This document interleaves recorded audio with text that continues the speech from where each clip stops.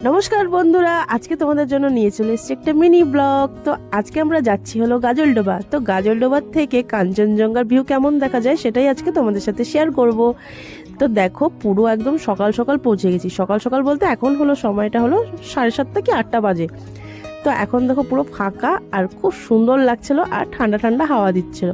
ঠান্ডা হাওয়া, এই শীতে আবার ঠান্ডা হাওয়া, ভাবো। তো আমরা এখন দাঁড়িয়ে আছি দেখো ব্রিজের উপরে, আর এখান থেকে এত সুন্দর একটা কাঞ্চনজঙ্ঘার ভিউ দেখা যাচ্ছে।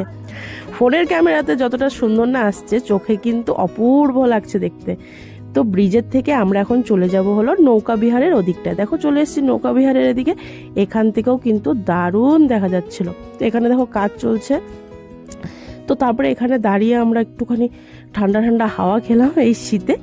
তারপরে দেখো এখান থেকেও কিন্তু খুব সুন্দর দেখা যাচ্ছিল ভিউটা কাঞ্চনজঙ্ঘার। তারপর আমরা এখান থেকে বেরিয়ে চলে যাব হলো একটু ব্রেকফাস্ট করতে। তাহলে আজকের মতন এখানেই টাটা।